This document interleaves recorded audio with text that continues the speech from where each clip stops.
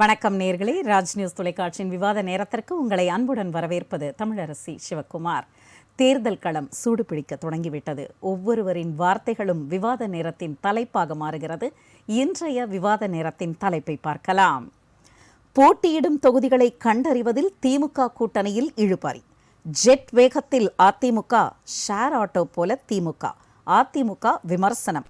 திமுக கூட்டணியை இபிஎஸ் விமர்சிப்பது புலம்பலின் முழு வடிவம். திமுக அதிமுக அடிமை அல்ல, சேகர் பாபுதான் அப்பாவின் அடிமை. தமிழிசை. தேர்தல் களத்தில் நிதானம் காட்டும் திமுக, முன் செல்கிறதா அதிமுக? இது பற்றி விவாதத்தில் கலந்து கொண்டு தங்களுடைய பல்வேறு கருத்துக்களை முன்வைக்க வந்திருக்கும் விருந்தினர்களை ராஜ் நியூஸ் தொலைக்காட்சியின் சார்பாக வரவேற்கிறோம். முதலில் இணையத்தின் வழியாக இணைகிறார் அதிமுக ஆதரவாளர் திரு பொதிகை சாரதி அவர்கள்.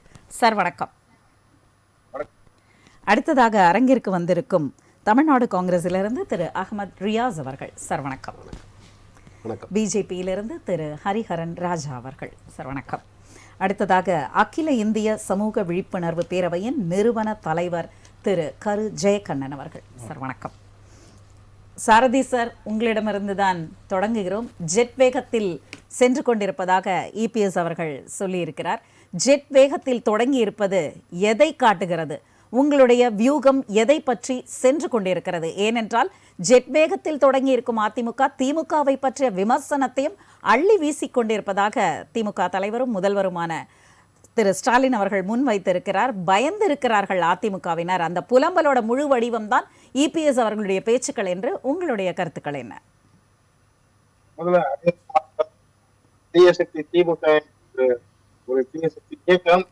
இந்த 26 தேர்தலுக்கு பிறகு காணாமல் போகும்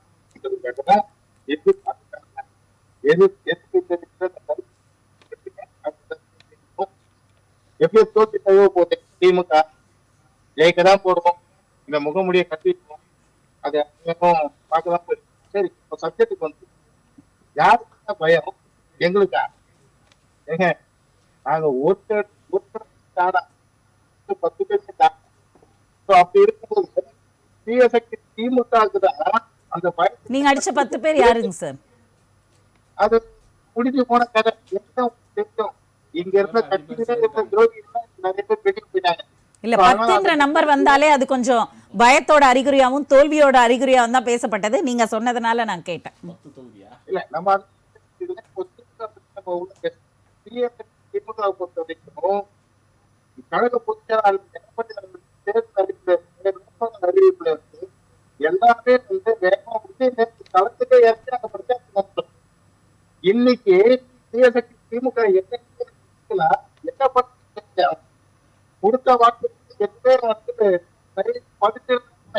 அதை வச்சு பேச முடியும். அவங்க அதனால தேர்தலை குழப்பத்தை என்ன போயிட்டு போன தடவை போயிட்டோம், அதை வச்சு நம்ம வந்துட்டோம். இந்த தடவை மக்கள் கேட்பாங்க, இந்த தடவை கேட்பாங்க,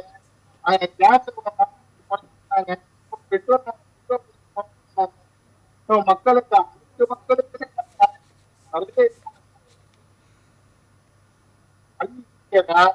மக்களை சந்திக்க திமுக ஏன் கேட்கிறா? என்னுடைய சட்டம்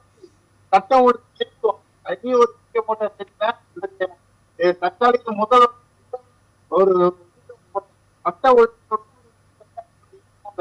அதுக்கப்புறம் பெண்களுக்கான பாதுகாப்பு முழு எனக்கு அப்படி 12 மகளுக்கு பாதுகாப்பு பெண்கள் அச்சப்பட்டாங்க. ரோட்ல போறது இன்னைக்கு போதை தவறு. அதைதான் இவங்க ரோட்ல கார் ஓட்ட போயிட்டாங்களே, இவங்களுக்கு எங்க அதெல்லாம் இருக்கும்? நினைச்சா துபாய் போயிட்டு மேட்ச் பார்க்க போறாங்களே விளையாட்டுத்துறை அமைச்சர். இன்னைக்கு துணை முதலமைச்சர் பேர் வாங்கிட்டு உட்காந்து இருக்காரு. முதல்ல அவருக்கு என்ன காரணமா ஒரு ஒரு ஒரு அரசியல்ல வந்து ஒரு அனுபவம் கொண்ட நபரா அதை பார்க்கணும். ஏதோ தாத்தா முதலமைச்சர் அப்பா முதலமைச்சர், அந்த பதவியில வந்தவர் தான் துணை முதலமைச்சரா இன்னைக்கு இருக்கிறாரு. இல்லைன்னா அண்ணாமலை ஒரு செய்தியாளர் சந்திப்புல சொன்னார் பாருங்க, இந்த வார்த்தை பெயர் மட்டும் இல்லைன்னா இன்றைய துணை முதல்வர் செக்யூரிட்டியா கூட வேலை பார்க்க முடியாதுன்னு. அது உண்மை. இனிமேல் திமுகவை கடுமையான விமர்சனத்தை தான் நாங்க உண்டாக்குவோம். கடுமையான விமர்சனம் பண்ணணும்னு அவர்கள் சொன்ன வார்த்தைகளும் சொன்னதையும் செஞ்சுட்டேன்னு சொல்றாங்க. அது என்ன செஞ்சீங்க சொல்லுங்கன்னு கேட்க போறோம். அதுக்கு திமுக என்ன பதில் தரப்போது நாங்க பார்க்க போறோம். சூடு பிடிக்க ஆரம்பிச்சுட்டு அதிமுக கூட்டணி கட்சி அத்தனை இடங்களிலும் மாபெரும் வெற்றி பெறும். மக்கள் முழிச்சுக்கிட்டாங்க. இனிமேல் மறுபடியும் ஒரு தவறை செய்ய மாட்டார்கள். ஏன் கேட்டீங்கன்னா ரவுடிகளுக்கு கூட இந்த திமுக ஆட்சிக்கு வந்து எல்லாம் சந்தோஷமாயிடுவாங்க. நான் கேள்விப்பட்டிருக்கேன். ஏன் கேட்டா அப்பா இனிமேல் நம்ம எது வேணாலும் பண்ணலான்ட்டு. இனிமேல் அந்த கனவுகள் மறுபடியும் வராது. வருவதற்கான வாய்ப்புகள் தமிழக மக்கள் தரமாட்டாங்கன்றது. சரிங்க சார். அகமது சார் என்ன சொல்றாரு, அந்த வாய்ப்பு யாருக்கு இருக்கு யாருக்கு இல்லன்றது அவரோட கருத்து கணிப்புல இருந்து நம்ம கேட்டுக்கலாம். வருகிற சட்டமன்ற தேர்தலை பொறுத்த வரைக்கும் 2026 மாபெரும் வெற்றி பெறும் அதிமுக என்பதை நான் பதிவு பண்றேன். சரிங்க சார். ஓகே ஓகே, நம்ம அடுத்து பேசலாம். நிறைய கருத்துக்களை நீங்க சொல்லி இருக்கீங்க. அதனோட அடிப்படையில அகமது சாரோட கருத்துக்களை நிச்சயமா நிச்சயமா. திமுக ஒரு மிகப்பெரிய குழப்பத்துல இருக்கு. மக்கள் எல்லாம் திமுக இது மிகப்பெரிய ஒரு அதிருப்தியில இருக்கிறாங்க. ஆனால் தெளிவாக முடிவெடுத்து அந்த பாதையில நடைபோட்டு கொண்டிருக்கும் அதிமுக அத்தனை தொகுதிகளும் அள்ளிவிடும் என்று ஒரு அழகான பரப்புரையை இங்க முன்னெடுத்திருக்கிறார் பொதிகை சாரதி அவர்கள். உங்களோட கனவு காணுங்கன்னு சொல்லிட்டு ஐயா அவர்கள் சொன்னாங்க, கலாமையா சொன்னாங்க. ஆனா பகல் கனவு கண்டுட்டு இருக்காங்க அதிமுக.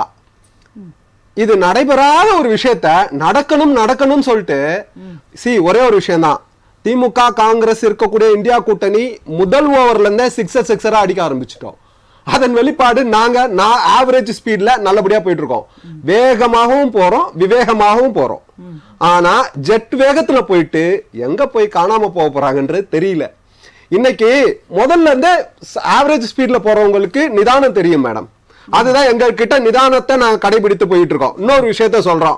இப்போ தமிழிசை அக்கா சொல்லியிருக்காங்க, அப்பாவின் அன்பு என்ன, அந்த அன்பிற்கு அடிபணிந்து இருப்பது என்ன என்பதை உணராத மனிதராக இருந்ததுதான் இன்னைக்கு அவங்க 3 சட்டமன்ற தேர்தல்களில் படுதோல்வி அடைஞ்சிருக்காங்க, 3 நாடாளுமன்ற தேர்தல்களில் படுதோல்வி அடைஞ்சிருக்காங்க. அவங்க சேகர்பாபு அவர்கள் குறித்து என்ன சொல்றாங்க? அப்பாவின் அடிமை. அப்பாவின் அடிமைன்றா என்னங்க? அப்பாவின் அன்பிற்கு அடிமை. என்ன தப்பு இருக்கு? எங்க அப்பாவின் அன்பிற்கு நான் அடிமைங்க. சேகர் பாபு அண்ணன் அவர்கள் அவருடைய அப்பாவின் அன்பிற்கு அவர் அடிமையா இருந்துட்டு போறாரு. என்ன தப்பு? உங்களுக்கு என்ன பிரச்சனை? அப்பாவின் அன்பு குறித்து கூட அறியாத ஒரு நபர் இல்லங்க. ஒரு விஷயம் எனக்கு புரியல. ஒரு முறை எம்எல்ஏ நிக்கிறாங்க, எம்பிக்கு நிக்கிறாங்க, தோக்குறாங்க, மறுபடியும் போறாங்க. தெலுங்கானால ஒரு கவர்னரா இருக்கிறாங்க. பாண்டிச்சேரிக்கு ஆக்கி ஏதாவது ஒரு குழப்பத்தை உண்டு பண்ணணும்னு நினைச்சாங்க. அகைன் மறுபடியும் அங்க ரிசைன் பண்ணிட்டு இங்க வராங்க. தோத்துதான் வெற்றிகரமான தோல்வி. அதுவும் அக்காவை பொறுத்த வரைக்கும் இது மட்டும் தெளிவா சொல்லலாம். தோக்குறதெல்லாம் கிடையாது. அக்காவை பொறுத்த வரைக்கும் ஒரு வெற்றிகரமான தோல்விக்காக காத்து கொண்டு இருக்கிறார்கள். இப்படி இருக்கும்போது அம்மாவின் அடிமைகளாக நடித்து துரோகத்தின் மூலமாக ஆட்சி கட்டிலில் வந்தவர்களுக்கு நிலையான அரசியல் பாடம் யாரும் எடுக்கல. அவங்களுக்கு புரியாத ஒரு அரசியல் தான் போய்கிட்டு இருக்கு. எங்க போனாலும் ஜெட் வேகத்தில் போனாலும் செல்லா காசாக தான் மாறுவாங்க. தோல்வி பயத்தில் தான் இபிஎஸ் அவர்கள் உளறி கொண்டு இருக்கிறார் என்பது நிதர்சனமான ஒரு உண்மை. எங்களுக்கெல்லாம் லிஸ்ட் வர வர வர சந்தோஷமா இருக்குங்க. பாஜக சார்பில் இப்போ எங்க தமாகால இருந்து சைக்கிள் சின்னத்துல போட்டிட்டு இருந்த அந்த நபர் இன்னைக்கு தாமரை சின்னத்துல போட்டி போட போறாரு. எங்களுக்கு 5 தொகுதி கன்ஃபார்ம் ஆயிடுச்சு. தாமரை சின்னத்துல போட்டியிடக்கூடிய 5 தொகுதிகளும் அபரிமிதமான வெற்றி பெறுவோம்ன்றதுல எந்த மாற்று கருத்து இல்ல. அதுல காங்கிரஸுக்கு ஒரு தொகுதி ஒதுக்க போறாங்க. அதாவது இப்ப அந்த தொகுதிகளையும் அந்த சின்னத்தையும் அந்த வேட்பாளர் பெயரை பார்க்கும் பொழுது உங்களுக்கு என்ன தோணுதோ, ஆனா அங்க வேட்பாளரை நிறுத்தக்கூடியவர்களும் இதே அனாலிசிஸ் செய்துதானே நம்பிக்கையோட நிறுத்துறாங்க. அனாலிசிஸ் செய்யறாங்க மேடம். அதற்கான வெற்றி வாய்ப்புகளே கிடையாது. பாஜகவை தமிழக மக்கள் ஒருபோதும் ஏற்றுக்கொள்ள மாட்டார்கள். அதுல எங்களுக்கு ரொம்ப தெளிவா இருக்கும். அதிமுக செய்யக்கூடிய ஒவ்வொரு தவறுகள்ல இருந்து பாடம் கற்றுக்கொள்ளவே இல்லைங்க. கடைசரிగా அவர்கள் பாடம் கற்றுக்கொள்வதாக இல்ல. அவர்கள் மிரட்டலுக்கு அடிபணிந்து வாஷிங் மிஷின்ல போயிட்டு அவங்களா விழுந்துடுறாங்க, துவைச்சு வெளியே வந்துடுறாங்க, வெள்ள சட்டையில வந்துடுறோம்னு நினைக்கிறாங்க. மக்கள் மனசுல இடம் பிடிக்க முடியாது. பாஜகவுடன் கூட்டணி வைத்ததால் தான் கடந்த முறை தேர்தலில் படுதோல்வி அடைந்தார்கள் என்பது நிதர்சனமான உண்மை. நான் மறுபடியும் சொல்றேன், திமுக கூட்டணி மாற்று கருத்து சொல்லியிருக்காங்க. நான் ரொம்ப கஷ்டப்படுறேன். 200 தொகுதிகளில் வெற்றி பெறுவோம், 220 தொகுதிகளில் வெற்றி பெறுவோம். தோல்வி என்பது நிச்சயம் உரிமையும் உண்டு. எதிர்க்கட்சியில் வரிசையில் அமர்வதற்கான வாய்ப்புகள் கூட கிடையாது என்பதுதான் நிதர்சனமான உண்மை. இழக்க போவது உறுதி. நாங்க நாட் அவுட் பேட்ஸ்மேனா ஃபர்ஸ்ட் ஓவர்ல இருந்து லாஸ்ட் ஓவர் வரைக்கும் நின்று அடிப்போம். எங்க இதுல விக்கெட் விழாம அடிப்போம், ஜெயிப்போம். இதை நீங்க இன்னொரு விஷயம், அண்ணனோட பதட்டம் எனக்கு ஒரு விஷயம் புரியல. அண்ணன் சொன்னாங்க, புதிய அண்ணன் சொன்னாங்க, என்ன சொன்னாங்கன்னா, தீய சக்தி என்ற வார்த்தையை கூட அவர்கள் சுயமாக சிந்திக்க முடியாத அளவிற்கு இருக்கிறது எனக்கு கஷ்டமா இருக்கு. இது டிவிகே கிட்ட இருந்து தான் கடன் வாங்குறாங்க. டிவிக்கு சொன்னதுதான் தீய சக்தி திமுகன்ற ஒரு வார்த்தை. அது ஏன் அவங்க விஜய் கிட்ட இருந்து கடன் வாங்கக்கூடிய அளவுக்கு அந்த வார்த்தைகள்ல கூட விஜய் கிட்ட இருந்து தான் கடன் வாங்கக்கூடிய பரிதாபகரமான நிலையில அதிமுக இருக்கிறத நினைக்கும் போது எங்களுக்கெல்லாம் அதிமுக வாழணும்னு ஆசைங்க. அதை அழிக்கணும்ன்ற ஒரு கட்சியோட கூட்டணி சேர்ந்துட்டு இருக்கிறது உண்மையிலே மனதிற்கு வேதனையா இருக்கு. அதிமுக இருக்கணுங்க, தமிழகத்திற்கு அதிமுக தேவை. ஆனா அவர்களாவே அதிமுகவை நீங்கள் என்ன எதிர்க்கட்சியாக பார்க்கிறீர்களா? திமுக வந்து மக்களுக்கு நன்மை செய்வதற்காக இருக்கிறார்கள். எதிர்த்து ஏதாவது ஒரு தவறு நடக்கும் போது எதிர்த்து குரல் கொடுப்பார்கள்னா ஒண்ணும் இல்லைங்களா, ஒண்ணுமே செய்யறதுக்கு இல்லை இவங்க. அதனால அதிமுக நிச்சயமாக தமிழகத்திற்கு தேவை. அவர்கள் தன்னைத்தானே அழித்துக் கொண்டிருக்கிறார்கள். அழிவு பாதையை நோக்கி அதிமுக சென்று கொண்டிருப்பது வருந்தத்தக்க ஒரு விஷயம் தான். சரி, ஆனா அதாவது 200க்கு மேற்பட்ட தொகுதிகள் அப்படின்றதுலயே நீங்க ஒரு போட்டீங்க. ஆனா அந்த தோல்வி அப்படின்றது சில தொகுதிகளில் ஏற்படதானே செய்கிறது. அந்த தோல்விக்கான காரணமா அப்ப நீங்க எதை பாக்குறீங்க? அந்த தோல்விக்கான காரணமா இப்போ எல்லா விதத்திலயுமே நம்ம சக்சஸ் பண்ண முடியாது. ஒரு சில இடங்கள்ல மக்கள் மனநிலை இதை விட அதிகமாக வேண்டும் என்ற எதிர்பார்ப்பு இருக்கலாம். முதல்ல இருந்தே குறுக்கிட்டு கொண்டிருக்காரு, என்னன்னு கேட்டலாம். சொல்லுங்க சாரதி சார். அதாவது நண்பர் அவருக்கு நான் ஒண்ணு பதிவு பண்றேன். அவர் வரலாறு தெரியாம பேசுறாரு நினைக்கிறேன். தீய சக்தி திமுக என்று பதிவு செய்தது மாண்புமிகு பொதுச் செயலாளர் அன்றைய முதலமைச்சர் புரட்சி தலைவர் எம்ஜிஆர் அவர்கள் தான். அதுக்கப்புறம் தான் புரட்சி தலைவர் அம்மா அவர்கள் அந்த வார்த்தையை தீய சக்தி திமுக என்று பதிவு செய்தார். நேற்றுக்கு கட்சி ஆரம்பிச்ச நபர்னால நாங்க காப்பி அடிக்கல, கொஞ்ச காலமா போயிடுச்சு. எடப்பாடியார் அவர்கள் தலைமையேற்ற பிறகு தீய சக்தி திமுக என்ற வார்த்தைகள் இல்ல, எனக்கு தெரியுது. எம்ஜிஆர் ஐயா சொன்னாங்க, மாற்று கருத்து இல்ல. ஜெயலலிதா அம்மா சொன்னாங்க, மாற்று கருத்து இல்ல.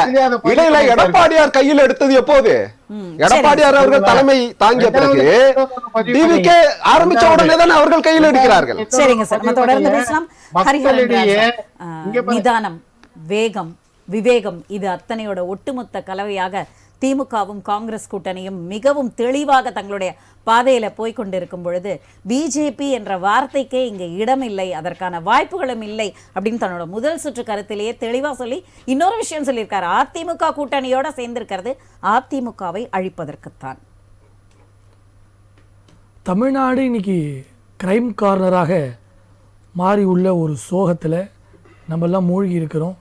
நாள்தோறும் பழைய கண்டென்ட்டை பேச வேண்டிய அவசியமே இல்லை, புது புது கண்டென்ட்டாக வந்து கொண்டே இருக்குது. தினந்தோறும் செய்தித்தாள்களை படித்தா அப்படியே ரத்தம் கொதிக்குது, பயமாக இருக்குது. பட்ட பகலில் தலையில் கல்லை தூக்கி போட்டு சாகடிக்கிறது தொடங்கி இன்றைக்கி கஞ்சா போதை தொடங்கி பெண்களுக்கான குற்றங்கள், அவர்களை பாதுகாக்க தவறியது தொடங்கி இன்றைக்கி எல்லா பக்கமும் திரும்பி பார்க்க இடத்தெல்லாம் அமானுஷமாக இருக்குது. தமிழ்நாடு எதை நோக்கி போதுனே தெரியாத ஒரு பயத்தில் நம்மெல்லாம் இன்றைக்கி நடுங்கி கொண்டிருக்கக்கூடிய சூழ்நிலை. ஒரு காலகட்டத்தில் வயதுக்கு வந்த பெண்களுக்கு பாதுகாப்பு இல்லை என்ற பேச்சுவார்த்தை இருந்தது. இன்று 2 வயசு குழந்தைக்கு பாதுகாப்பு இல்லாத சூழ்நிலை, 60 வயசு பாட்டிக்கு பாதுகாப்பு இல்லாத சூழ்நிலை, ஆண்களுக்கு பாதுகாப்பு இல்லாத சூழ்நிலை. யாருமே பாதுகாப்பு இல்லாமல் பாதுகாப்பு பள்ளிக்குது தமிழ்நாட்டில். இவங்கெல்லாம் ஒரு மைக்கு கிடச்சிட்டா போதும், எதையாவது ஒரு போன கதை வந்த கதை நடக்காத கதைக்கு இங்கேருந்து அமெரிக்காவுக்கு பஸ்லேயே போவாங்க. அந்தளவுக்கு வாய்ஜாலம் கொண்டவர்கள். இன்னொன்று, மரியாதைக்குரிய காங்கிரஸ் கட்சியை சேர்ந்த சகோதரர் அம்மா தாமரை நாயகி தமிழிசை சௌந்தரராஜனை பற்றி பல்வேறு விமர்சனங்கள் வைக்கிறாரு. ஆமாம், நாங்கள் அவருடைய அப்பா தயவில் அவங்க அந்த இயக்கத்துக்கு வரல, அவங்க அப்பா தயவில் தேர்தல்களை சந்திக்கலை, அவங்க அப்பாவுடைய சப்போர்ட்டில் அவங்க எந்த விதமான பணிகளையும் செய்யலை. சுயம்பாக வந்து ஒரு இயக்கத்தில் சேர்ந்து அந்த இயக்கத்தினுடைய கொள்கைகளை கொண்டு வெற்றியோ தோல்வியோ அதை நாம் பெற்று ஒரு பெண்ணாக இருந்து எவ்வளவோ விமர்சனங்களை சந்தித்து, ஒரு தமிழச்சியாக இருந்து ஒரு 2 மாநிலத்தினுடைய ஆளுநராக சிறப்பாக செயல்பட்டு, ஒரு மருத்துவராக இருந்து இப்பேற்பட்ட சாதனைக்குரிய ஒரு பெண்மணியை இப்படி இலக்காரமிட்டு பேசுவது, ஏளனம் விடுவது, அவங்க அங்கே தோத்தாங்க இங்கே தோத்தாங்க. நாங்கள் இந்த மாதிரி குடும்ப கட்சிகளை பார்த்தாங்க வந்திருக்கிறோம். காங்கிரஸ் கட்சியில் ஒரு குடும்பம் இருக்குது, ராகுல் காந்தியை காப்பாற்ற அந்த குடும்பம் இருக்குது, பிரியங்கா காந்தியை காப்பாற்ற அந்த குடும்பம் இருக்குது, சோனியா காந்தியை காப்பாற்ற அந்த குடும்பம் இருக்குது, ராஜீவ் காந்தி, சோனியா காந்தி, ராகுல் காந்தி, பிரியங்கா காந்தின்னு ஒரு குடும்பம். அப்படியே தமிழ்நாட்டுக்கு வாங்க, ஸ்டாலின், உதயநிதி, கருணாநிதி ஐயா, கனிமொழி அம்மான்னு ஒரு குடும்பம். இந்த குடும்பத்தின் பின்னணியில வென்றுட்டு ஏதோ மக்களுக்கு இவங்கெல்லாம் நல்லது செஞ்சு வெற்றி பெற்றது போல ஒரு பெண் சக்தியை பார்த்து இவ்வளவு இலக்காரம் விட்டு பேசுவது தவறு. இவரெல்லாம் அவங்கள பேசுறதுக்கு கால்வாசி தகுதி இருக்கா? அவங்க பேரை உச்சரிப்பதற்கு காங்கிரஸ் தொடர்கள் ஒருத்தருக்கு அருகதை இருக்கா? அவங்க அப்பா காங்கிரஸ்ல பெரிய தலைவர். ஏன் இவங்களை போலவே சுயநல கூடாரமா பதவி ஆசை பிடிச்சவங்களா இருந்தா அதே காங்கிரஸுக்கு போய் அதிகாரத்துக்கு வந்திருக்க முடியாதா? பதில் சொல்லுங்க. அதற்கான சாத்தியக்கூறுகள் எல்லாம் இருக்கும்போது நீங்கள்லாம் நினைப்பது போல கேக் வாக்காக இருக்கக்கூடிய நேரத்தில் அவங்க முள்பாதையை கையில் எடுத்து அந்த கொள்கைகளை இறுக பற்றி இன்னைக்கு எவ்வளோ பெரிய உச்சபட்ச பதவிக்கு கோர வச்சு அழகு பார்த்துருக்குறாங்க. சரி, ஒருத்தவங்க மக்கள் மன்றத்தை தோத்துட்டாங்கனாலே அவங்க அரசியலுக்கு தகுதியற்றவங்க அர்த்தமா? இப்ப காங்கிரஸ் கட்சி இன்றைய நிலைமை என்ன? எத்தனை மாநிலத்தில் நீங்க எம்பியா இருக்கீங்க? எத்தனை வருஷம் அது நீங்க ஆளுங்கட்சியா இவ்வளவு மாநிலங்கள் ஆளுங்கட்சியா இருந்தீங்க. இன்னைக்கு உங்க நிலைமை என்ன? ஜீரோ. காணாம போன காங்கிரஸ் எங்களை பற்றியெல்லாம் விமர்சனம் செய்யலாமா? சரி, இன்னைக்கு பெரும்பான்மையான மாநிலங்களை ஆளக்கூடிய கட்சி நாங்க. பாரத நாட்டை 3வது முறையாக ஆளக்கூடிய ஒரு இயக்கம், உலக நாடுகள் மதிப்பு கொடுக்கக்கூடிய இயக்கம். இவங்கெல்லாம் யாருங்க? உங்களுடைய ஒரு வார்த்தை, உங்களோட கூட்டணி அத பத்தி மேடம் ஒரு வினாடி இருங்க. குடும்பம்ன்ற ஒரு வார்த்தை இல்லைன்னா இவங்கெல்லாம் அந்த அரியணையிலயோ அந்த கட்சியில இருந்திருக்க முடியுமா? யாருங்க இவங்கெல்லாம்? அடுத்தவர்களை விமர்சிப்பதற்கு என்ன தகுதி இவங்களோட கூட்டணி சேர்வதே அந்த கட்சியை கபலீகரம் செய்வதுதான் அப்படின்னு பிஜேபி நோக்கி ஒரு வன்மையான ஒரு கண்டனத்தை பதிவு செய்யறாங்களே, அதற்கு உங்களோட பதில்? நீங்க திமுகவோட அலைன்ஸ் கான்வர்சேஷன்லாம் பார்த்திருப்பீங்க. ஒரு கட்சியாவது மகிழ்ச்சியா வெளியே பிரஸ் மீட் கொடுத்து பார்த்திருக்கீங்களா? இன்னைக்கு மதிமுகவுடைய அவைத்தலைவர் சொல்றாரு, சில பேர் அழுதுகிட்டே சிரிப்பாங்க, நாங்க சிரிச்சுக்கிட்டே அழுதுட்டு இருக்கோம்னு சொல்றாங்க. இதே காங்கிரஸ் கட்சி 90 நாள் ஒப்பாரி வச்சதை தமிழ்நாடு பார்த்துச்சா இல்லையா? இதே கூட்டணி கட்சிகளுக்கு நீங்க உதயசூரியன் சின்னத்துல நில்லுங்க ஃபோர்ஸ் பண்ணதை பார்க்கலையா? திமுக இவர்களை கேவலமா நடத்துறதுக்கு என்ன காரணம்? சரி, ஓகே, ஒரே விஷயம் தான். நான் செய்த அக்கிரமத்திற்கும், நான் செய்த அநியாயத்திற்கும், நான் செய்த மக்கள் விரோத போக்குக்கும் என்னோடு துணை நின்ற குற்றவாளிகள் தானே இவங்கெல்லாம். இந்த கூட்டணி கட்சிகளுக்கெல்லாம் சீட் ஷேரிங் என்பது ரொம்ப இயல்புங்க. இவங்க நோட் ஷேரிங் கட்சியில இருக்காங்க. சரி, ஓகே. காங்கிரஸ் கட்சி பெரிய பலம், எங்களுக்கு 5 தொகுதி, இப்பவே ஜாக்பாட். சிரிப்பு வருது. தெருவில் ஒரு காங்கிரஸ்காரர் இருக்காங்களா? பாத்துருவோமா போய் இன்னைக்கு? சரி, ஓகே. ஐ அம் சேலஞ்சிங் மேடம். தெருவுக்கு தெரு பாரதிய ஜனதா கட்சி தூய தொண்டர்கள் இருக்காங்க. காங்கிரஸ் கட்சி ஒரு தொகுதியில் 50 பேர் இருக்கீங்களா? நீங்க போனா போதுன்னு வேஸ்ட் லக்கேஜ் நீங்க சுமையாக திமுக இருக்கீங்க. அறிவாலய கூட்டம் உங்களை உள்ளே சேர்க்கல. ஆட்சிக்கு வராத ஒரு கட்சி உங்களை லெஃப்ட் ஹேண்ட் டீலிங் செய்த தமிழ்நாடு மக்கள் பார்க்கலையா? நீங்க எங்கள் கட்சியினுடைய மூத்த தலைவரை குறை சொல்றதும், எங்கள் கட்சி போன தோத்துருவாங்க, மக்களை புரிஞ்சுக்கோங்க, அதிமுக ஓட்டு போட்டா பிஜேபி வந்துடும். நான் கேட்கிறேன், அதிமுக ஓட்டு போட்டா பிஜேபி வந்துடும், அதுல தமிழ்நாட்டுக்கு எந்த பாதகமும் இல்ல. திமுக ஓட்டு போட்ட மக்கள் ரோட்டுக்கு வந்துருவாங்களே, இதங்க போய் சொல்றது? ஜெயகண்ணன் சார், அதாவது 1:50 ரேஷியோல கூட பிஜேபியில தெருக்கு தெரு 50 தொண்டர்கள் இருக்காங்க, தூய தொண்டர்கள். அந்த வார்த்தையை நீங்க சற்று உற்று நோக்க வேண்டும். ஆனால் காங்கிரஸ்ல இருந்து ஒரு தொண்டருக்கு கூட, அங்க தலைவன் இல்லைன்னா பரவாயில்ல, தொண்டர்களுக்கு கூட வழி இல்லை. அப்படிப்பட்ட நிலையில் இருக்கும் காங்கிரஸ், நாட்டையே ஆண்டு கொண்டிருக்கும் பிஜேபி, பல மாநிலங்களில் ஆட்சி செய்து கொண்டிருக்கும் பிஜேபி, இவங்க அதிமுகவுடன் கூட்டணி வைத்தது தான் தமிழக மக்களுக்கு மிகப்பெரிய ஒரு பிரகாசமான வாழ்க்கையை தரப்போகிறது. ஆனால் அந்த திமுக கூட்டணி நிச்சயமாக, அதாவது இன்னொரு முக்கியமான ஒரு கருத்தை சொன்னார், அந்த கூட்டணி கட்சிகளை எல்லாம் மதிக்கிறதே இல்லை. இந்த கருத்தை எப்படி பார்க்குறீங்க? தம்பி சொன்ன ஒரு செய்தி, காங்கிரஸ் தமிழ்நாட்டில் தொண்டர்கள் இல்லை என்பதை ஏற்றுக்கொள்ளத்தான் வேண்டும். பாரதிய ஜனதா வளர்ந்திருக்கிறது, மறுப்பதற்கில்லை. ஆனாலும் கூட பாரதிய ஜனதா எந்த அடிப்படையில் வளர்ந்தது? மத்தியில் ஆளுங்கட்சியாக இருப்பதால் வளர்கிறது. இன்னொன்று, அதற்கு முன்பாக பாரதிய ஜனதாவுடைய இங்கே உள்ள நிலைமை காங்கிரஸ் மாதிரி தான். பாரதிய ஜனதா கட்சியோட கொள்கைகளை நோக்கி மக்கள் ஈர்க்கப்படுகிறார். அதாவது எல்லா கட்சிக்குமே வளர்ச்சியும் இருக்கு, வீழ்ச்சியும் இருக்கு, ஒரு சூழல். இதே காங்கிரஸ் பலமுறை அங்கே ஆட்சியிலும் இருந்திருக்கு, அது வேறு. இப்போது தம்பியோட அந்த வார்த்தைகளுக்கு சொல்றேன், அக்கா தமிழிசை சவுந்தரராஜனை யாரும் விமர்சனம் பண்ணக்கூடாதுன்னு ஒன்றும் கிடையாது. அக்கா தமிழிசை சவுந்தரராஜன் பலமுறை தோல்வி, அதுக்காக அரசியல் ஆளுமை இல்லைன்னு சொல்லிட முடியாது. அவங்களுடைய தோல்வியை சகோதரர் விமர்சிக்கிறார். இன்னும் சொல்ல போனால் இப்போ முதல் உங்களுக்கு பிரச்சாரமே அவரை வைத்து ஆரம்பிக்கும் போது காங்கிரஸ்காரராக விமர்சிப்பது அவர் உரிமை. இன்னொன்று, தோல்விகளையே சந்தித்தவர். இன்னொன்று, அவர் சுயம்புவாக பாரதிய ஜனதாவுக்கு வந்தாருங்கிறது செய்தி அடிப்படையில் தவறு. அதாவது காங்கிரஸுடைய குமரி ஆனந்தனுடைய ஐயா அவர்களுடைய மகள் என்பது அறிமுகத்தினால் தான் பாரதிய ஜனதா கட்சிக்கு வந்தார். எல்லாருக்கும் இந்த வாய்ப்புகளை கொடுத்துட மாட்டாங்க. இன்னொன்று, சகோதரர் லாபகமாக மாற்றி விடுறாரு. பாரதிய ஜனதாவில் இன்றைக்கு வந்து உங்களுக்கு வாரிசு அரசியல் இல்லையா? அதானே. வட இந்தியாவில் இருக்கின்ற தலைவர்களுக்கெல்லாம் மகன்களோ மகள்களோ அடுத்தடுத்து ஆட்சி பொறுப்புகளுக்கு வரலையா? அரசியல் இல்லையா? இதெல்லாம் நான் என்ன சொல்றேன், காங்கிரஸையோ திராவிட முன்னேற்ற கழகத்தையோ வாரிசு அரசியல் என்று பேசுவது என்பதெல்லாம் பழைய செய்தி. மக்கள் ஏற்றுக்கொள்ள மாட்டாங்க. நான் என்ன சொல்றேன், கட்சியில் நீங்க பொறுப்பு கொடுக்கலாம், எம்எல்ஏ எம்பி ஆயிட முடியுமா? மக்கள் ஆதரிச்சாதான் ஆக முடியும். அந்த அடிப்படையில் பார்க்கின்ற போது திராவிட முன்னேற்ற கழகத்தின் தொடர்ச்சியாக பணிகளின் காரணமாகத்தான் வாரிசுகள் என்று நீங்கள் சொல்லக்கூடாது. அந்த அடிப்படையில் கட்சி கழகம் ஒரு அதாவது குடும்பம் என்ற அடிப்படையில் தான் வருகிறார். இல்ல பொதிகை சாரதி ஒன்றுமே தெரியாது, ஒரு தேர்தலை நீங்க திணிக்க முடியும். அடுத்த முறை வந்து வெற்றி பெறணும்னா மக்கள் ஆதரிக்கணும். நானும் என்னுடைய தம்பி ஹரிஹரன் எலெக்ஷன்ல நிக்கிறோம்னா முதல் முறை எங்களுக்கு வந்து வாரிசுன்னு அடிப்படையில் சொல்ல முடியும். அடுத்த கட்டமாக எங்களுடைய சாதனைகளின் அடிப்படையில் தான் எங்களுக்கு தேர்தலை சந்திக்க முடியும். இதுதான் நிதர்சனம். அந்த அடிப்படையில் பார்க்கின்ற திராவிட முன்னேற்ற கழகத்துடைய பணிகள் என்பது கடந்த 5 ஆண்டுகளாக சிறப்பாக செயல்பட்டிருக்கின்ற காரணத்தினால்தான் வெகு வேகமாக தன்னுடைய பணிகளை ஆரம்பித்திருக்கிறது. மற்றவர்கள் நான் தெளிவாக சொல்றேனே, அண்ணா திராவிட முன்னேற்ற கழகத்தில் நீ எந்த தொகுதி யாருக்கு ஒதுக்குறன்னு பார்த்துக்கிட்டு இருக்கோம். அதன் அடிப்படையிலே எங்களுடைய தொகுதிகளை நாங்கள் யாருக்கு பிரித்து கொடுப்பதுன்னு எங்களுக்கு தெரியும். நிதானம் காட்டுகிறது திமுக. கட்சிக்கு எப்பவுமே பாத்தீங்கன்னா எங்களுடைய பலம் மட்டுமல்ல, எதிரிகளினுடைய பலம், கூட்டணி கட்சிகளுடைய பலம் எல்லாத்தையும் பார்த்து தான் அரசியல். நேற்று வந்த உடனே இப்ப தாவேக மாதிரி நாங்கள் எடுத்த முடிவு, இப்ப வேட்பாளர்கள் ஆள் இல்லாமல் அலைய முடியுமா? இன்றைக்கு இருக்கக்கூடிய தொண்டர்கள் யாருன்னா திராவிட முன்னேற்ற கழக தொண்டர்கள் கட்சி வேலைக்கு எல்லாம் எப்பவே வேலையை ஆரம்பிச்சு செஞ்சுக்கிட்டு இருக்காங்க. நான் என்ன சொல்றேன், இன்றைக்கு தம்பிக்கிட்ட ஒரு கேள்வி கேட்கிறேன், 60 தொகுதிகளை நீங்கள் தாமரை சின்னத்தில் நிற்பதற்கான முயற்சியில் ஈடுபட்டிருக்கிறீர்கள். இது எந்த வித அரசியல்? திராவிட முன்னேற்ற கழகத்தை நீங்க குறை சொல்றீங்களே, வரக்கூடிய கட்சிகளை வந்து உதயசூரியன்ல நிக்க சொல்லி மிரட்டுறாங்கன்னு நான் நேரடியாக கேட்கிறேன். அண்ணா திராவிட முன்னேற்ற கழகத்தின் கூட்டணியில் இருந்து கொண்டு இரட்டை இலை சின்னத்தில் விருப்பப்பட்டு நிற்பவர்களை கூட நீங்கள் தாமரை சின்னத்தில் நிற்க மிரட்டுகிறீர்களா இல்லையா? உண்டா இல்லை? அதற்கான பதிலை பாரதிய ஜனதா சொல்லட்டும்.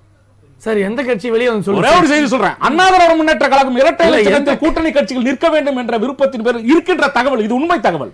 பாரதிய ஜனதா தாமரை சின்னத்தில் தான் நிற்க வேண்டும் என்று வலியுறுத்துகின்ற காரணம் என்ன? இந்த சிரித்துக் கொண்டே அழுகிறோம், அழுது கொண்டே சிரிக்கிறோம் மதிமுகவை பார்த்து சொல்லுகிற அந்த கேள்வியை தான் இன்றைக்கு அங்க அண்ணா திராவிட முன்னேற்ற கழகம் பாரதிய ஜனதா தவிர்த்து இருக்கக்கூடிய கூட்டணி கட்சிகள் நினைக்கிறார்கள் என்பதுதான் உண்மை.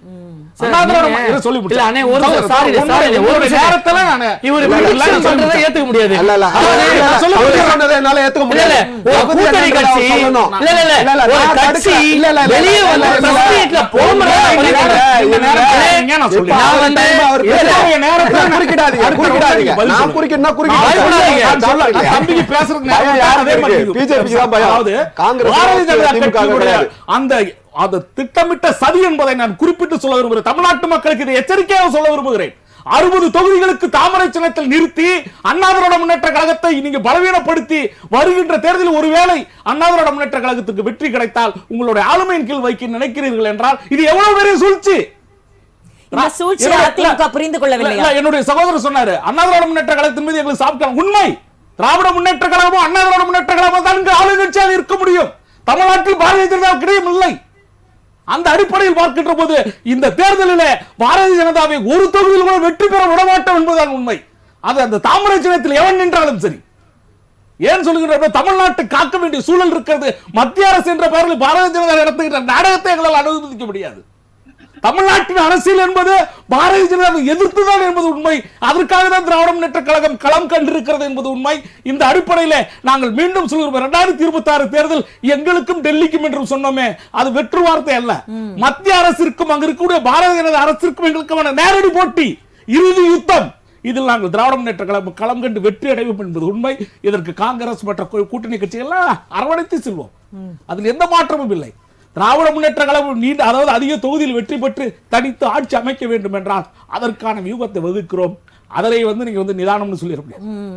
இல்ல ஷேர் ஓட்ட போல இருக்கு எதுவுமே கிடையாது. நீண்ட கால அரசியல் அனுபவத்தின் வாயிலாக எங்களுடைய தலைவர் திரு மு.க. ஸ்டாலின் அவர்கள் வகுத்திருக்கின்ற வியூகம் மிகப்பெரிய வியூகம். இன்னும் சொல்ல போனா முத்தமிழறிஞர் கலைஞரையே விஞ்சி விட்ட வியூகம். 4 தேர்தலாக மிகப்பெரிய வெற்றிகளை குவித்திருக்கிறார். உங்கள் முன்பாக ஏதாவது சொல்ல முடியுமா? நீங்க அதிமுக கூட்டணி வச்சாலும் தோல்விதான், அடுத்து நீங்க தனிச்சு நின்னாலும் தோல்விதான். அப்படி இருக்கும்போது திராவிட முன்னேற்ற கழகம் அனைத்து கட்சிகளை அரவணைத்தில் சேர்க்கிறது. வருகின்ற 2026 தேர்தல் 200 தொகுதிகளை தாண்டி வெற்றி பெற்று மிகப்பெரிய சாதனை செய்யும். சரிங்க சார். சாரதி சார், நீங்க சொல்லுங்க, அதாவது தொடர்ந்து வெற்றிகளை கண்ட திமுக நிதானமாக வியூகத்தை வகுத்து கொண்டிருக்கிற திமுக. ஆனால் உங்களுடையது ஷேர் ஆட்டோன்னு என்று சொன்ன அந்த ஒரு கமெண்ட்டை நாங்க ஏத்துக்கவே முடியாதுன்னு சொல்லியிருக்காங்க. அதாவது தொடர் வெற்றிகளை குவித்த திமுக, தொடர் தோல்விகளை கண்ட அதிமுகவிற்கு எதிராக நிதானமாக பல வியூகங்களை வகுத்து கொண்டிருக்கும் இந்த வேளையில் அவங்க ஷேர் ஆட்டோ போல நாங்க தான் ஜெட்டு அப்படின்னு சொல்லியிருக்கிறது எப்படி நியாயம்னு திமுக காரங்க உங்ககிட்ட கேள்வி கேட்கறாங்க. முதல்ல ஒரு விஷயம் புரிஞ்சுக்கணுங்க. சொல்லுங்க. திமுகவும் காங்கிரஸும் தோக்காத மாதிரியும் தொடர் தோல்வி அதிமுகன்ற மாதிரி பேசுறீங்களே. அதாவது அவருக்கு உடம்பு சரியில்லை, எனக்கு ஆட்சி கொடுங்க, அவர் குணமாயி வந்ததுக்கு அப்புறம் நான் திருப்பி கொடுத்துறேன்னு சொன்னவர் தான் திரு கருணாநிதி. இன்னொன்னு நம்ம ஜெயகாந்தன் என்ன ஜெயகண்ணன். ஒரே நிமிஷம் சார், ஏதோ ஹிஸ்டரி ரிப்பீட்ஸ் மாதிரி ஆட்சியை பார்த்துக்கோங்க, வந்த உடனே ஆட்சியை தந்துடணும்னு யாருக்கிட்டே சொல்லி யாரோ தராம அந்த ஆட்சியை கபலீகரம் செஞ்சுட்டாங்களே, யாருது? அதுதான் புரட்சி தலைவர் எம்ஜிஆர் அவர்கள் வெளிநாட்டில் இருக்கும் பொழுது திரு கருணாநிதி அவர்கள் அதான் பதிவு பண்ணாரு. அவர் வர வரைக்கும் நான் ஆட்சியை பாத்துக்கிறேன்னு சொல்லிட்டு. அது ஞாபகம் இருக்குன்னு நினைக்கிறேன், நண்பருக்கும் தெரியும் நினைக்கிறேன். இன்னொன்னு ஒரு விஷயம், இன்னொன்னு ஜெயகண்ணன் என்ன ஒரு பதிவு பண்ணாரு. ஒண்ணு என்ன பதிவு பண்ணாருன்னா, திரு கருணாநிதி அவர்களே மிஞ்சிட்டாராம். யாரு? திரு இன்றைய தற்காலிக முதல்வர் வந்து கருணாநிதி அவர்களே மிஞ்சிட்டாராம். 5 வருஷம் கம்ப்ளீட் பண்ணிருக்காரு சார். ஏங்க இப்ப தேர்தல் ஆணையம் வந்ததுக்கு அப்புறம் டம்மி தானேங்க. என்னங்க தற்காலிக காபந்து முதல்வர் வேணா சொல்லுங்க, அது எப்படி வேணா திமுக தலைவர் மட்டும் கூட சொல்லிக்கலாம், முதலமைச்சர் கூட நீங்க சொல்லலாம். நாங்க தற்காலிக முதல்வர் தான் சொல்லுவோம். ஏன் கேட்டா தேர்தல் ஆணையம் தான் எடுத்துட்டாங்க, இனிமேல் என்ன இருக்கு? முதல்வர் வார்த்தை நீங்க கண்டிப்பா உபயோகிப்பீங்க. எடப்பாடியார் மாதிரி 4.5 ஆண்டு காலமே தற்காலிக முதல்வர் கிடையாதுல்ல. யாரு? எடப்பாடியார் வந்து 4.5 ஆண்டு காலமே தற்காலிக முதல்வர் மாதிரி தானே இருந்தாரு. சரி, நீங்க ஜெயகண்ணன் என்ன ஆசைப்படுறீங்க அதை வச்சுக்கோங்க, டாபிக் மாறிடக்கூடாது, அதை பதிவு பண்ணாருங்க. ஆனா ஒரு விஷயத்துல திரு கருணாநிதி அவர்களை மிஞ்ச முடியாது. யாரால? திரு முத்துவேல் ஸ்டாலின் அவர்களை. ஏன் கேட்டீங்கன்னா, நான் ஒரு போன் பண்ணேன், ஈழத்துல நான் சொன்ன ஒரு போனுக்காக போரியே நிறுத்திட்டாங்க சொல்லிட்டு 1.5 லட்சம் மக்களை இந்த தீயசக்தி காங்கிரஸோட, தீயசக்தி திமுக காங்கிரஸோட சேர்ந்து ஒரு 1.5 லட்சம் ஈழத்தமிழர்கள் அழிச்சாங்க தெரியுங்களா? அத வந்து மிஞ்சவே முடியாது, யாருமே மிஞ்ச முடியாது. இவரு வந்து சட்டம் என்னோட நேரடி கண்காணிப்பில் இருக்கும், நான் என்னோட நேரடி பார்வையில இருக்கும் சொன்னார்ல. இன்னைக்கு கொலை, கொள்ளை, கற்பழிப்பு, கெஞ்சா புழக்கம், மக்கள் ரோட்ல நடக்கிறது நம்ம பிஜேபி நண்பர் வந்து பதிவு பண்ணாருங்க. சரிங்க சார், இப்போ சரி அந்த அது இருக்கட்டும், இந்த தலைப்பை ஒட்டி உங்களோட கருத்தை சொல்லுங்க. இப்போ அந்த ஜெட் வேகத்தில் சென்று கொண்டிருக்கும் அதிமுகவின் வியூகம் எதை நோக்கி சென்று கொண்டிருக்கிறது? அந்த வியூகம் என்ன மாதிரியான வரலாறு? எங்களுடைய ஒரே இலக்கு, அண்ணன் பொதுச் செயலாளர் சொன்ன மாதிரி, இந்த வருகிற சட்டமன்ற அதாவது இந்த சட்டமன்ற 26 தேர்தலில் அதிமுக மாபெரும் வெற்றி பெறும். 1, கூட்டணி கட்சிகள் வெற்றி பெற நாங்க பாடுபடுவோம். இவர் வந்து காங்கிரஸ்கார ஒருத்தர் பதிவு பண்ண இருப்பாருங்க, நாங்க ஏங்க காங்கிரஸ் இங்க டெட் பாடி ஆயிடுச்சுங்க, நீங்க வந்து அதிமுகவை பேசலாமா? முதல்ல பேசணும்னா கூட அதுக்குன்னு ஒரு தரம் இருக்கணும். அந்த தரம் காங்கிரஸ் இடமும் இல்ல, தீயசக்தி திமுகவிடமும் இல்ல. ஏன் கேட்டீங்கன்னா, நாங்க இன்னைக்கு எல்லாருமே தொடர் தோல்வின்னு சொல்றாங்க. நாங்க 2 தடவை தொடர்ந்து அடிச்சோம், இந்த வாட்டி தான் விட்டுட்டோம். இந்த வாட்டி அடிச்சிருந்தா ஹேட்ரிக், இனிமேல் நாங்க ஹேட்ரிக் தான், மாற்று கருத்தே கிடையாது. இனிமேல் ஹேட்ரிக் தான் அடிக்க போறோம். இவரு ஸ்டேடியத்துல இறங்கினா இவங்க 6-4 தான் அடிக்கிற மாதிரி பேசுறாங்க. பேசுங்க, உங்களோட கனவுகள் கனவாவே இருக்கட்டும். ஆரம்பத்துல அவர் அதான் பதிவு பண்ணாரு அப்துல் கலாம் ஐயா பத்தி, அதே மாதிரிதான் நாங்களும் பதிவு பண்றோம். இனிமேல் நீங்க தெருவுக்கு தெரு நீங்க கொடுத்த வாக்குறுதியை நிறைவேற்றிட்டோம் சொல்லிட்டு 21ல நீங்க ஒரு லிஸ்ட் போட்டீங்க பாத்தீங்களா? நீங்க ஒரு லிஸ்ட் போட்டு எடுத்துட்டு போனீங்க பாருங்க, தேர்தல் தெருவுக்கு தெரு நாங்க செஞ்சு தரோம்ட்டு. அந்த லிஸ்ட தீயசக்தி திமுகவுடன் சேர்ந்து காங்கிரஸாரும் மற்ற கூட்டணி கட்சிகளும் சேர்ந்து அந்த லிஸ்ட தூக்கிட்டு போய் மக்களை சந்திங்க. மக்கள் உங்களை ஏத்துக்கிட்டாங்கன்னா நீங்க அதை பத்தி கனவுல கூட நினைக்க வேண்டாம், இனிமேல் நீங்க வருவீங்கன்றது. ஏன் கேட்டீங்கன்னா, தூய்மை பணியாளர்ல இருந்து அரசு ஊழியர்ல இருந்து மாற்று திறனாளி வரைக்கும் நீங்க கொடுமைப்படுத்திருக்கீங்க. இந்த தடவை நாங்க வந்துருவோம் காங்கிரஸ்காரர் சொன்னாரு, நான் அவருக்கு தான் பதிவு பண்றேன். இந்த தடவை வராது, வர போறதும் கிடையாது. யாரு? தீயசக்தி திமுக. சரி சாரதி சார், இப்போ இருங்க உங்ககிட்ட தான் ஒரு கேள்வி. அதிமுகவை கபலீகரம் செய்வதுதான் பிஜேபியோட நோக்கம் சொன்னாரே, நீங்க பாதுகாப்பை பிஜேபி கிட்ட உணர்றீங்களா? முடிச்சிடறேன். இதுக்கும் சேர்த்து சொல்லணும். இதுக்கும் சேர்த்து சொல்லணும். அதையும் சேர்த்து சொல்றேங்க. அதாவதுங்க ஒரு விஷயம் நல்லா புரிஞ்சுக்கணும். இனி திமுகவுக்கு, தீய சக்தி திமுகவுக்கு எந்த ஒரு மக்களும் ஓட்டு போடணும் நினைச்சா தமிழகம் சுடுகாடு ஆயிடும்ன்றது மனசுல புரிஞ்சுக்கிட்டு ஓட்டு போட போகணும். 26 இதை நான் பதிவு பண்றேன். அதே மாதிரி அதிமுகவை பாஜக கபலீகரம் பண்ணிடுமான்றது நீங்க பதிவு பண்றீங்க. ஒரு விஷயம் நல்லா புரிஞ்சுக்கணும். இது இந்தியான்றது அனைத்து மாநிலமே உள்ள அடங்கியது. இதுல அவங்க அதாவது தென் மாவட்டத்துல வட மாவட்டத்துல இருந்து வந்தவங்க நம்மள அடக்கிடுவாங்க. அடக்கலாம் இல்லைங்க. இன்னைக்கு உலகமே பாராட்டுது, போற்றுது மாண்புமிகு பாரத பிரதமரை. அத கூட இந்த தீய சக்தி இவர்களுடைய அதாவது சுயநலத்துக்காக அவருடைய பெயரையும் இங்க பாஜகவை இந்த மாதிரி கையாண்டு அதிமுகவை முழுங்கிடும் சொல்லிட்டு இவங்க இந்த மாதிரி ஒரு தவறான பிரச்சாரம் பண்றத முதல் நிறுத்திக்கணும். சரிங்க சார். கொள்கை ரீதியில அதாவது காங்கிரஸ் செல்லவே முடியாது. ஏன்னா அங்க தலைவனும் இல்ல, தொண்டரும் இல்ல. தெருவுக்கு தெரு திமுக செல்லவே முடியாது. ஏனென்றால் கடந்த முறை அவர்கள் கொடுத்த வாக்குறுதிகள் எதையும் நிறைவேற்றவில்லை. அது மட்டுமல்லாமல் உலகமே பாராட்டி போற்றி கொண்டிருக்கும் பிஜேபியோட கூட்டணி வைத்திருக்கும் அதிமுகவிற்கு ஒளிமயமான எதிர்காலம் இருக்கிறது என்று மிகப்பெரிய நம்பிக்கையை பதிவு செய்திருக்கிறார். தீய சக்தி சொன்ன வார்த்தை தான் எத்தனை தரம்னு என்னால கவுண்ட் பண்ணிட்டேன் மேடம். 17 முறை சொல்லியிருக்காரு அண்ணன். அது இருக்கட்டும் மேடம். இப்போ தெருவிலேயே காங்கிரஸ் இல்லைன்ற வார்த்தையை அண்ணன் சொன்னாரு, தம்பியும் சொன்னாங்க. வீட்டுக்கு வீடு காங்கிரஸ் ஓட்டு இருக்கு. ரொம்ப தெளிவா சொல்றேன். சிரிச்சுக்கோங்க, சந்தோஷப்பட்டுக்கோங்க. தேர்தல் மூலமாக நிரூபிப்போம். வீட்டுல ஒரு ஓட்டு காங்கிரஸ் ஓட்டு நிச்சயமா இருக்கு. ஒரு தெருல 50 பேர் இல்ல, ஒரு தெருவுல தெளிவா சொல்றேன், ஒரு தெருல 50 காங்கிரஸ் உறுப்பினர்களை காட்டட்டும். அதற்கான வாய்ப்புகளே கிடையாது. எங்க ஊர்ல ஒரு கவுன்சிலர் கிட்டத்தட்ட இல்ல பிஜேபி சொல்றேங்க, காங்கிரஸ் தெருவுல 50 பேர் இல்லங்க, வீட்டுக்கு நான் 50 பேர் இல்லன்னு தான் சொல்றேன். ஒவ்வொரு வீட்டுக்கும் இருக்கு. நீங்க பிஜேபி 50 பேர் இருக்காங்கன்றீங்க. மறுபடியும் நான் சொன்ன கருத்துல மாற்று கருத்து கிடையாது. எங்க தெருவுல 50 பேர் இல்லங்க, வீட்டுக்கு வீடு ஒருத்தர் இருக்கான். ஒவ்வொரு தெருவுலையும் கிட்டத்தட்ட 150-200 பேர் இருக்காங்க. வார்டுகள்ல பாத்தீங்கன்னா 25% வாக்குகள் வச்சுட்டு இருக்கோம். 20%ல இருந்து 25% வாக்குகள் இருக்கு. நீங்க சொன்னதை ஏத்துக்கிறேன். களத்தில் இறங்கி போராடுறதுக்கு ஆட்கள் இல்லைன்னு சொல்றீங்க. அதை கூட நான் மறுப்பேன். நிச்சயமா எத்தனை போராட்டங்கள் ஒவ்வொரு வருடமும் எத்தனை போராட்டங்கள் பண்ணிட்டு இருக்கோம். ஒவ்வொரு நாளும் போராட்டம். ஒவ்வொரு நாளும் மத்திய மானங்கட்ட அரசை கண்டிச்சு போராடிட்டு இருக்கோம். என்ன போராட்டம்? ரொம்ப தெளிவா சொல்லுங்க. 5 போராட்ட பட்டியல் சொல்லுங்க. எத்தனையோ மாநில சார்ந்து மத்திய சார்ந்து இல்ல 5 ஆண்டுல ஒரு 5 போராட்டம் இல்லங்க. மாநில அரசு கூட ஒற்றுமையாக இருக்கோங்க. மாநில அரசு கிட்ட கோரிக்கைகள் வைப்போம். அந்த கோரிக்கைகள் அவர்கள் நிறைவேற்றுகிறார்கள். நாங்க எங்க போராட்டம் பண்ணோம். சரி, என்ன கோரிக்கை? 5 கோரிக்கை சொல்லுங்க. எத்தனையோ கோரிக்கைகள் நீங்க சட்டமன்ற லிஸ்ட்ல எடுத்து பாருங்க. நிறைய இல்லங்க. என்ன கோரிக்கை, என்ன போராட்டம்? எத்தனையோ 1000 கோரிக்கைகள் வச்சிருக்கோங்க. எங்களுடைய தொகுதிகள்ல நாங்க காங்கிரஸ் இருக்கோம். இல்ல நான் சீட்டை சொல்லலங்க. கோரிக்கைகள்ன்றது சீட்டு வேற. எங்க உரிமைங்க அது.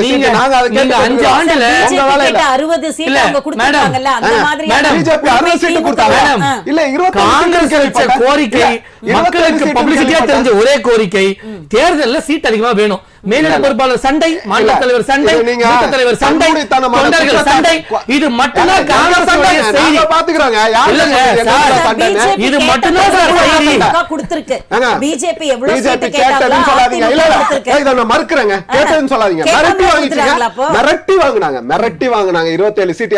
போன முறை 20 சீட் வாங்கிட்டு 4 சீட்ல ஜெயிச்சவங்களுக்கு இந்த முறை 27 சீட் கொடுத்தாங்க. அப்ப 27 சீட் அழுது வாங்குனாங்களா? நாங்க 25 சீட்ல 17 இடத்துல வெற்றி பெற்றோம். 25 இடங்கள்ல 18 இடங்களை வெற்றி பெற்றோம். வெற்றி சதவீதங்கள் அதிகம். சொல்லுங்க. மனசாட்சி தொட்டு 4 காங்கிரஸ் மனசாட்சி தொட்டு ஒரு சீட் சரி நான் சொல்லிடுறேன். ஒரு சீட் டெபாசிட் வாங்க முடியுமா? தமிழகத்தில் தனித்து வெற்றி பெற்ற வரலாறு காங்கிரஸ்க்கு மட்டும்தான். பாஜக நிச்சயமா சொல்றேன், மறுபடியும் சொல்றேன், ராகுல் காந்தி சொன்னதா சொல்றேன். அவங்க ஆயுட்காலங்கள்ல தமிழ்நாட்டுல ஒருபோதும் காலடி எடுத்து வைக்க முடியாது. இந்தியா ஆண்ட கட்சி சுதந்திரம் வாங்கி கொடுத்த வரலாறு எங்களுக்கு உண்டு. சுதந்திரம் வாங்கி கொடுத்த வரலாறு எங்களுக்கு உண்டு. ஆங்கிலேயர்களுக்கு அடிமையாக இருந்த வரலாறு சாவர்கருக்கு உண்டு. இப்படி இருக்குமா நீங்க எப்படி சொல்லுவீங்க? நீங்க ஒரு தகுதி ஒண்ணு கேட்டாரு சாரு, எனக்கு புரியல, எனக்கு இப்ப சொல்லுங்களேன். தமிழிசை அம்மா அவர்கள் குமரியானந்தன் அவர்கள் பெயரை வைத்துதான் டாக்டர் பட்டம் டாக்டருக்கு படிச்சாங்க. அப்ப ஒண்ணும் நீட்டும் இல்ல ஒண்ணும் இல்ல டாக்டர் மேடம் முதல்ல யார் பேர் சொல்லி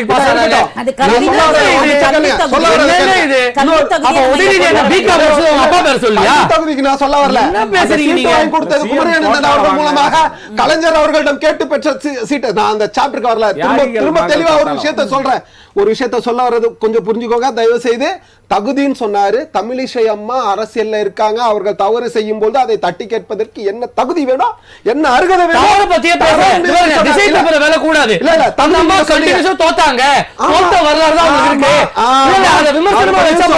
அதை நக்கல் நையாண்டியா பேசுவதற்கு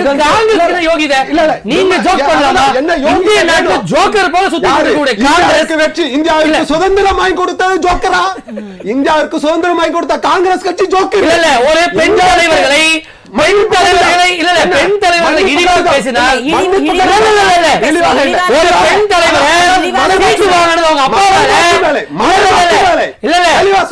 ஒரே பத்தி தவறான தகவலை சொன்னால் அவர்களை குறை சொன்னால் அதை ஏற்றுக்கொண்டு சும்மா இருக்க மாட்டோம், பேசத்தான் செய்வோம். மக்களால் தற்போது வரை புறக்கணிக்கப்பட்ட கட்சி காங்கிரஸ். மக்களால் புறக்கணிக்கப்பட்ட கட்சி காங்கிரஸ். புறக்கணிக்கப்பட்டது பாஜக. இல்ல நம்ம தனிப்பட்ட ஒரு மனிதரை பற்றி எதுவுமே பேசல. இன்றைய தலைப்புக்குள்ள நம்ம வருவோம். அதாவது புலம்பலின் மொத்த வடிவமாக அதிமுக இருக்கிறது என்று முதல்வர் சொல்லிருக்காரு. ஏன்னா புலம்பலின் மொத்த வடிவம் என்ன சொல்றதுக்கான காரணம் என்ன? தோல்வி பயமா? தோல்வி பயம். அவங்களால சீட்டு நிர்ணயம் பண்ண முடியல, யாருக்கு எங்க கொடுக்கறதுன்னு முடியல, மிரட்டலுக்கு அடிபணிய வேண்டிய கட்டாயம் இருக்கு. பாஜகவிற்கு அதிகமாக கொடுக்க வேண்டிய கட்டாயம் இருக்கு. சைக்கிள் சின்னத்துல நின்னவர தாமரை சின்னத்துல நிக்க சொல்றாங்க, மாம்பழம் சின்னத்துல நின்னவர தாமரை சின்னத்துல நிக்க சொல்றாங்க, அமமுக குக்கர் சின்னத்துல நின்னவர தாமரத்துல நிக்க சொன்னாங்க. செய்தி சொல்லுங்க, எந்த தலைவர் சொன்னாங்க? எந்த தலைவர் பிரஸ் மீட்ல சொன்னாங்க? திமுக நடக்குமா? ஒரே ஒரு டைரக்ட் क्वेश्चन என்னன்னா, அதிமுகவா இருக்கட்டும் இல்ல பிஜேபியோட கூட்டணி வைத்திருக்கின்ற எந்த கட்சிகளாக இருந்தாலும் பிஜேபி மிரட்டுகிறது மிரட்டுகிறது மிரட்டுகிறது என்ற மிரட்டும் துணியிலே உங்கள் பக்கத்துல இருக்க இரண்டு பேரும் தங்களுடைய கருத்துக்களை மிகவும் தெளிவா சொல்றாங்க. அந்த ஏன் பிஜேபி மிரட்டுகிறது? மேடம், எல்லாமே ஃபேக்ட்ஸ் டேட்டா பேஸ்டா பேசணும். சும்மா அவதூறு தெளிச்சுக்கிட்டு போற போக்குல இவங்களுக்கு ஏதாவது பிரச்சனை இறுக்கமா மாட்டக்கூடிய நேரத்துல இது டெல்லிக்கான மேடைன்னு சொல்லி திருப்புறாங்க பாருங்க வண்டியை. டெக் டைவர்ஷன் இந்த ஆட்சியை கொண்டு போற சூழ்நிலையில இன்னைக்கு எலெக்ஷன் நெருங்குற நேரத்துல டெக் டைவர்ஷன் பண்ண வேண்டாம். கேள்வி ரொம்ப சிம்பிள். பாரதிய ஜனதா கட்சி எங்க மிரட்டுச்சு? எந்த கூட்டணி கட்சி தலைவர் பாரதிய ஜனதா கட்சியோ இல்ல அதிமுகவோ எங்களை நெருக்கடிக்கு உள்ளாக்குது? அந்த சின்னத்திலே நிற்கணும்னு சொல்லி ஒரு மாசத்துல உங்க கதை முடிய போது ஒரு மாசத்துல உங்க கதை முடிய போது கொஞ்சம் இருங்க. அதாவது எந்த கூட்டணி கட்சி வெளியே பாரதிய ஜனதா கட்சியோ அதிமுகவோ எங்கள் சின்னத்தில் அவங்க சின்னத்துல நிக்கணும்னு சொல்லி எங்களை வற்புறுத்துறாங்க. ஒரு கட்சி செய்தி அங்க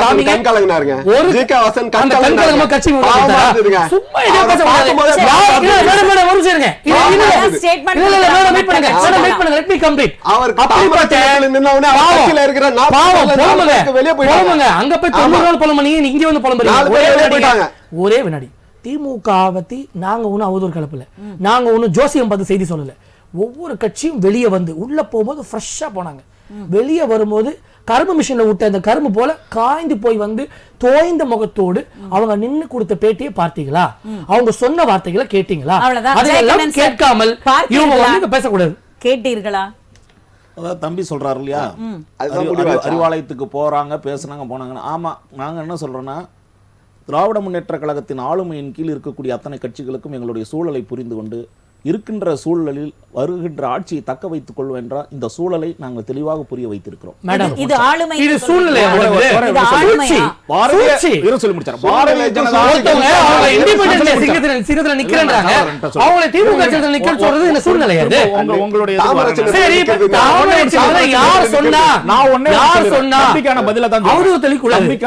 சொல்றேன், எடப்பாடியார் கூட்டணியுடைய தலைவராக இங்கு இருக்கின்ற பட்சத்தில் எடப்பாடியாரை சந்திக்காமல் அன்புமணியும் டிடிவியும் அங்க டெல்லிக்கு சென்று சந்திப்பதன் காரணம் என்ன? அத சொல்லுங்க.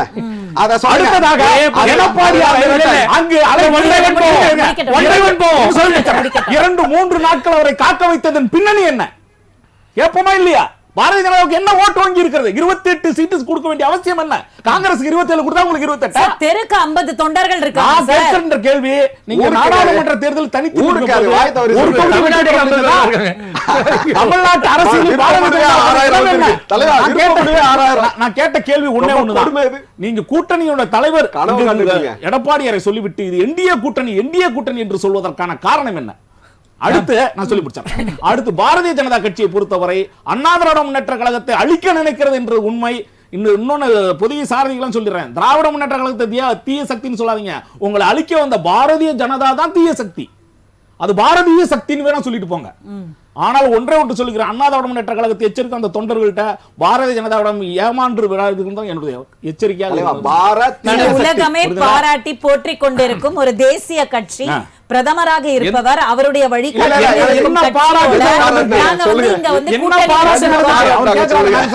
புதிய சாரதிக்கான கேள்வி கேட்கிறேன். தமிழ்நாட்டுக்கான என்ன திட்டத்தை நீங்க நிறைவேற்றினீங்க இதுவரைக்கும்? எந்த பட்ஜெட் கேட்டாலும் அம்மா நிர்மலா சீதாராமன் என்ன சொல்றாங்க? அதிமுகவுடன் கூட்டணி வைத்து அதிமுக இங்கு தமிழகத்தில் ஆட்சி கட்டலில் ஏறும் பொழுது நீங்கள் கேட்கின்ற அத்தனை கேள்விகளுக்கும் விடையும் நிதியும் கிடைக்கும் சொல்லிட்டாரு. நான் என்ன கேக்குறேன், அதுக்கு தான் நான் இந்த மாதிரியான போலியான வாக்குறுதிகள் பொய்யானதை தமிழ்நாட்டுக்கு செய்யறோம்னு பொய்யா சொல்லிட்டு இருக்கீங்களா? அதெல்லாம் அம்பலப்படுத்துவதற்காக திராவிட முன்னேற்ற கழக ஆட்சி தொடர வேண்டும். இல்ல, திமுக வந்து பிஜேபியோட இணக்கமான சூழ்நிலையிலே இல்ல, அதனால தான் உங்களுக்கான நிதி நான் சொல்றேன். மத்திய அரசு கூட இணக்கமா இருக்க வேண்டிய அவசியம் எங்களுக்கு என்ன இருக்குது? ஒன்றிய அரசு தமிழ்நாட்டிற்கான நிதியை கொடுக்க வேண்டியது உங்களுடைய கடமை. எங்களுடைய நிதி அளிக்கும் போது உங்களுக்கு பங்கீடு தான். இது ஒன்றிய அரசு. இன்னும் சொல்ல போனால் தமிழ்நாட்டினுடைய அரசியலில் எப்பொழுதுமே பாரதிய ஜனதாவுக்கு இடம் இல்லை என்பதுதான் உண்மை. சொல்லுங்க சாரதி சார். நான் சாரதி சார் கிட்ட கேட்டுட்டு உங்ககிட்ட வரேன். சாரதி சார் சொல்லுங்க. அதாவது எனக்கு ஜெயகண்ணன் பேசும்போது சிரிப்பு தான் வருது. என்னன்னா நிதியை கொடுங்கன்னு கேக்குறாரு, 5 லட்சம் கோடி கடனை வாங்கி வச்சிருக்காங்க. என்ன கேக்குறான்னு தெரியல. ஒண்ணு ரெண்டாவது வர இருங்க, நான் முடிச்சிருக்கேன்.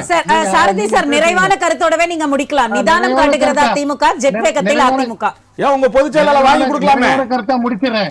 இருங்க, நிறைவான கருத்து நான் முடிச்சிடறேன்.